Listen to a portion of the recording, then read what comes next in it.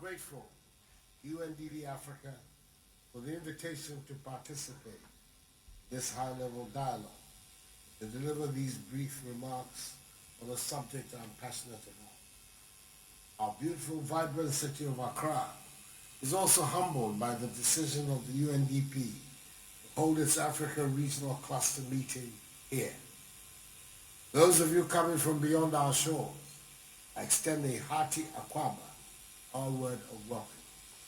Enjoy your stay amongst the people famed for their hospitality. The theme for this meeting, Africa's money for African development, future beyond aid, is the challenge of our generation.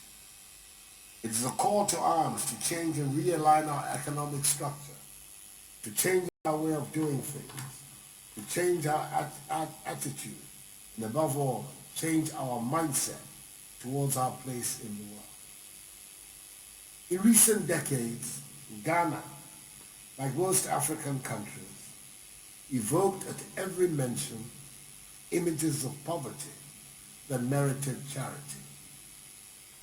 As one well-meaning former British Prime Minister put it, Africa had become a scar on the conscience of the world.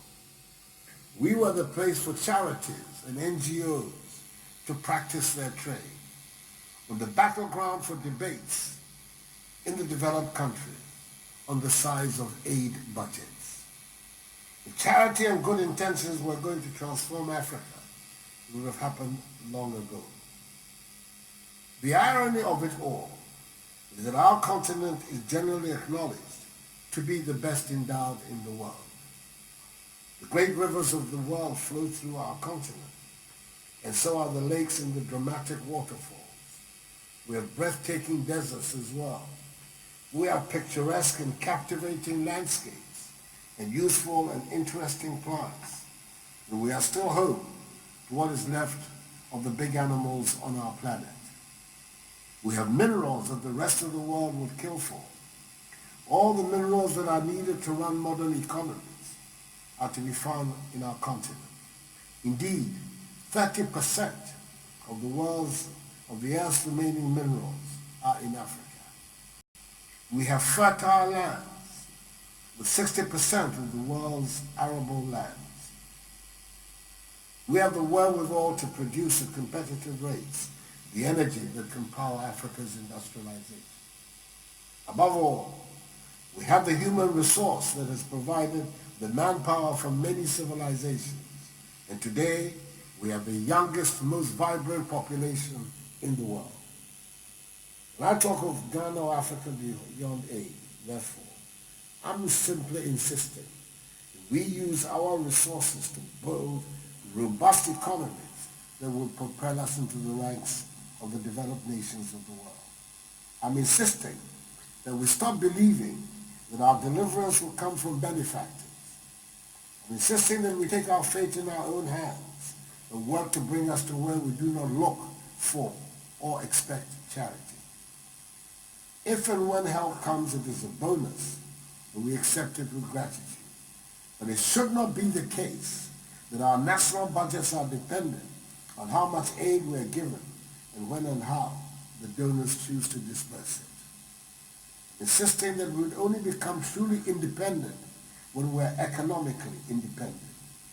This is not an unrealistic aspiration. It is within our reach. Others have done it. So can we. Ladies and gentlemen, We can and must build Africa on a strong foundation of the ability and industry of our citizens. An Africa that exemplifies the true spirit of her people, working towards a common goal of better existence, under governance systems that discourage corruption and respect human rights, the rule of law, and the principles of democratic accountability. Our first priority must be to change the structures of the economies on the continent, which are dependent largely on the production and export of raw materials. It is this reliance on raw material exports that feeds our dependence on foreign aid and subjects us to the politics of external powers. We cannot be doing the same thing over and over again and expect a different result. Africa needs to transform stagnant, jobless economies built on the export of raw materials and unrefined goods to value-added economies that provide jobs, to build strong middle-class societies and lift the masses of our people out of dire poverty.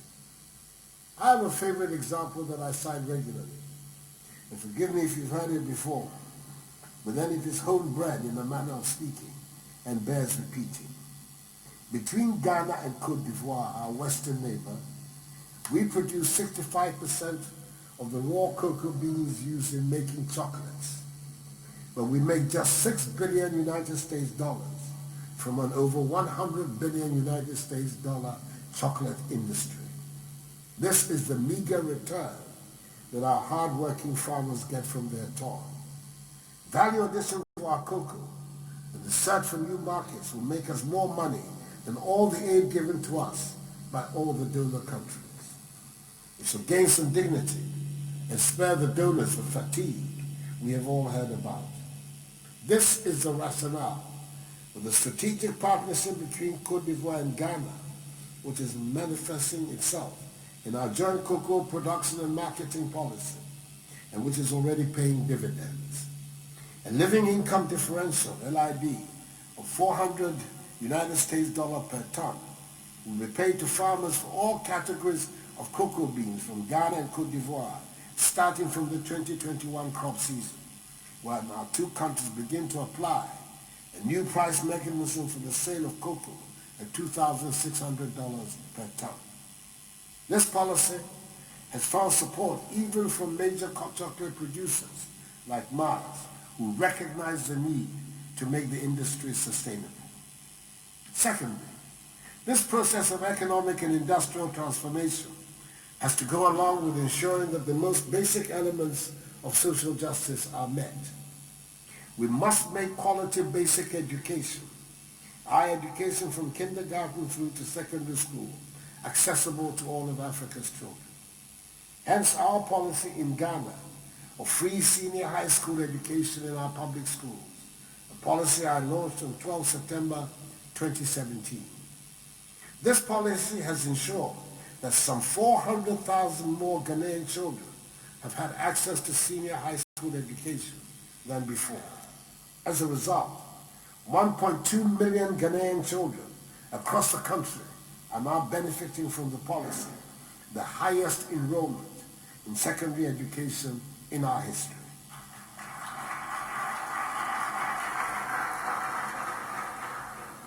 We're determined to give them the skills to enable them cope with the realities of the modern day of work, which has embraced the digital revolution. Education of all of Ghana's children by 2020, the target date for the implementation of Sustainable Development Goal number 4, which ensures inclusive and quality education for all and promotes lifelong learning, is clearly attainable. Thirdly, we must recognize that a surviving and thriving private sector is key for this transformational agenda. However, the question remains, are Africa's economies ready to unleash the power and enterprise of domestic private sectors and African multinationals? We have energy infrastructure and logistics not only in our own countries, but also seamlessly across the continent and especially at borderlands. Where will the resources come from? Are we ready to prioritize the implementation of regional corridors and infrastructural investments? I dare say there's enough money in Africa to enable us pay for educating and training our young people and making them ready to face the world of the 21st century. Where is this money from? As a start, I refer to the report of the panel chaired by the highly respected former South African President, Thabo Mbeki, on the illicit flow of funds from Africa, which has raised the lid on what many had always suspected, but did not have the figures to support. According to the report, Africa is losing annually more than 50 billion United States dollars through illicit financial outflows. The report revealed further that between 2000 and 2008, 252 billion United States dollars, representing 56.2% of the illicit flow of funds from the continent, was from the extractive industries, including mining. The questions remain: how do we build enhanced institutions to safeguard against this? How do we strengthen the capacities in our geological surveys so we know exactly what resources we have and how much? How are we going to build the legal departments in governments that ensure African countries get their due in contracts that they sign?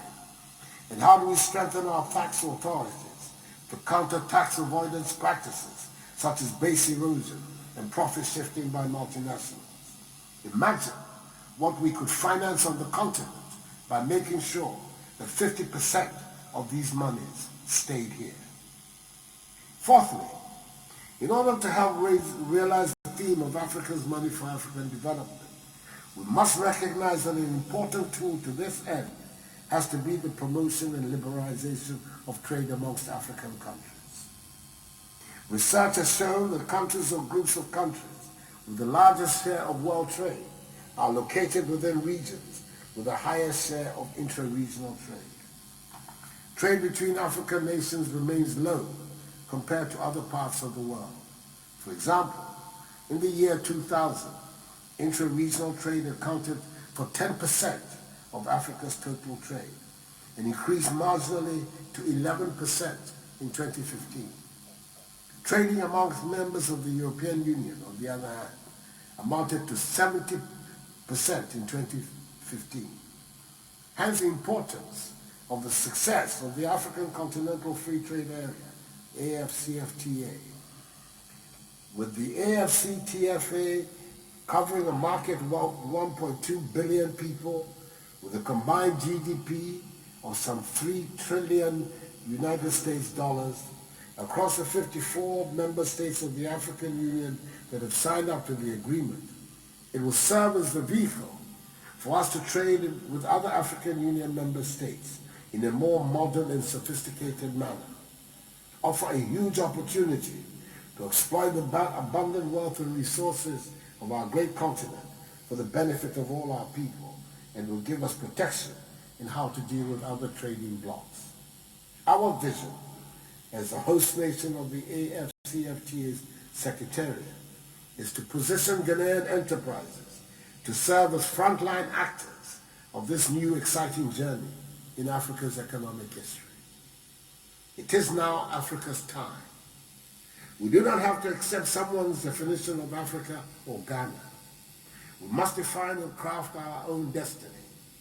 The good thing is that it has been done before. We can and must learn from others, and we should chart our own course and change the African narrative. I'm delighted that the UNDP has assembled such an eminent panel of business leaders and African influencers to a dialogue about where the early signals of change are emerging and how they can be applied across the African continent. Your wealth of ideas and your knowledge, as well as your commitment, will be extremely valuable in shaping the conversation on how to start changing mindsets, harnessing technology, and drawing on traditional knowledge to mobilize Africa's wealth for sustainable social and economic transformation. Ladies and gentlemen, there's one matter of significance on which I would like to conclude.